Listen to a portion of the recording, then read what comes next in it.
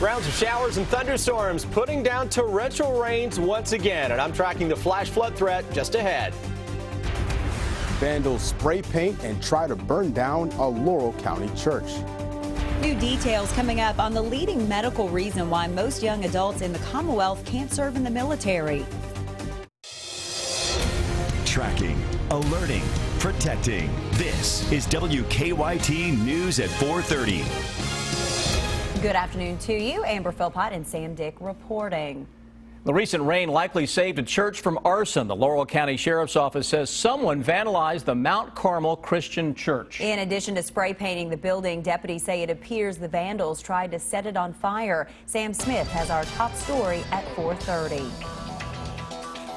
The Laurel County Sheriff's Office received a call about this vandalism Sunday morning. They believed it happened overnight Saturday into Sunday.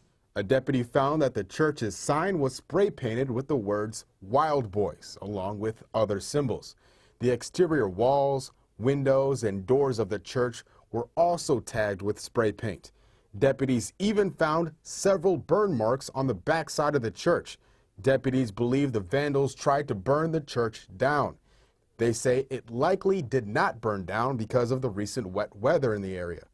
Deputies say they have leads in this case, but they're still accepting tips from the public. In response to this, the Sheriff's Office will have added patrols here.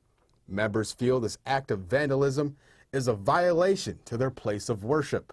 They just got nothing to do and just want to get out and do things that's mean. It's the only thing I can figure. Maybe if they come to church a while, they wouldn't want to do that. Deputies say this does not appear to be a hate crime, but rather a case of vandalism from somebody in this area.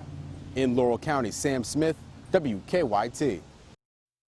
And that church will be cleaned up after the insurance company takes a look at the damage. Well, now the weather situation. Showers and thunderstorms are working their way through the bluegrass, dropping heavy amounts of rain. And a few of these storms could be strong and, of course, pose a flooding threat. So we have called a WKYT First Alert Severe Weather Day to keep you informed. Let's check in now with Chief Meteorologist Chris Bailey. Yeah, flash flood threat for the entire state of Kentucky. Not too often you see that, but the entire state obviously has been worked over the past couple of weeks with torrential rains. And you know what we're tracking again? More in the way of some very heavy rains that are showing up across the entire area, coming at us in waves. And this first wave is now right on top of the Lexington metro. We've got some very gusty winds with this line of thunderstorms that is bowing its way on into downtown Lexington as of now. Thunder and lightning beginning to pick back up with this a little bit over the past 5-10 minutes or so compared to what we were seeing about 15 minutes ago into most of Scott County area, Georgetown, right on into the north side of Lexington, Masterson Station.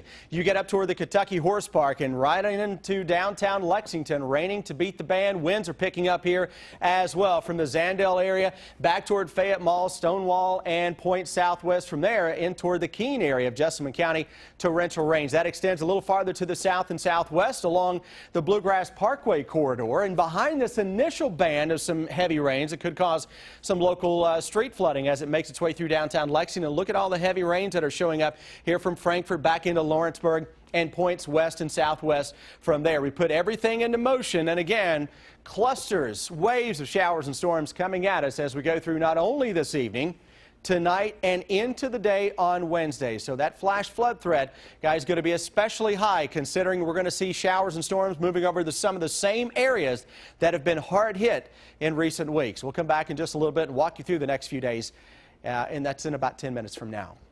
Thank you, Chris. One person is dead. Another is fighting for their life after an overnight crash in Lincoln County. It happened about 2 o'clock this morning on Highway 150 near Stanford. State police say one person died at the scene. Another person was flown to UK hospital. So far, no names have been released.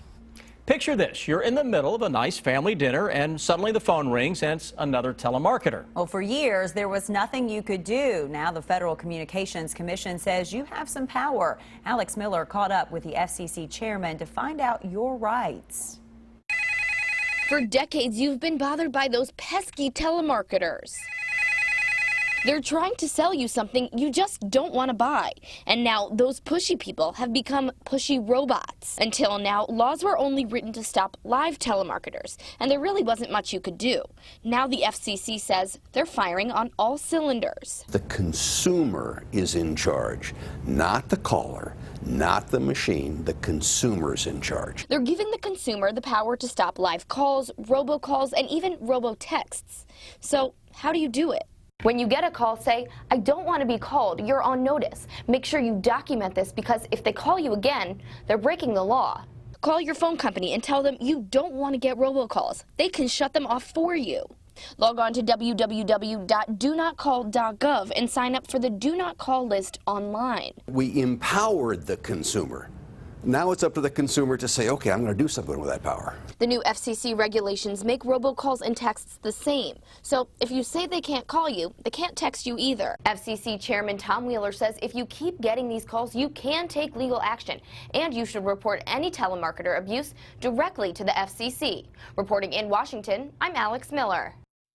Police are looking for the person who robbed a Lexington gas station this morning. That man was wearing a mask and had a gun when he stole cash from the Shell on South Broadway at Virginia Avenue. Police say the man ran down some nearby train tracks. They're now looking at surveillance video from the gas station. A different Shell gas station in Lexington was also the scene of an early morning crime. Police say someone broke into the gas station on North Broadway at Haggard Lane just before 3 this morning and stole cigarettes, but the crime wasn't discovered until 6 this morning. Firefighters will remain on the scene of a massive fire all day. Fire tore through Louisville's historic Whiskey Row yesterday afternoon. There is concern today that the amount of water used to fight the fire and approaching storms could cause exterior walls to collapse. Property owners have scheduled structural engineers to look at the property, but they will not be allowed to go inside the building. We'll have the latest coming up on that situation on WKYT News at 5:30. Several retired generals gathering at a Lexington middle school today to present new information on childhood obesity. What has long been called an epidemic in the U.S. is having an impact on our armed forces. Rebecca Smith explains why. The big topic of conversation here today at Southern Middle School in Lexington was the issue of school lunches. According to a new report from retired generals from Kentucky, more than 70% of Kentucky's young adults do not qualify for military service because they're considered obese. The generals say obesity can best be combated with healthier school nutrition. Lawmakers in Washington are considering the future of the National School Lunch Program as part of a reauthorization of the Child Nutrition Act. The generals are part of a nonpartisan group called Mission Readiness, and even though school nutrition can be a political hot button issue, the generals say their concern goes beyond Democrat versus Republican interests. Today, 1 out of 4 individuals between 17 and 24 are eligible for service in the armed forces. Now, that means 3 out of 4 aren't, and the primary reason is the issue of obesity. Mission Readiness says the hope is that the habits formed through the school lunch program will transcend into home life for a lot of these students. Reporting in Lexington, Rebecca Smith, WKYT. Besides physical reasons for becoming disqualified for military service, poor education and criminal records also keep people from being admitted.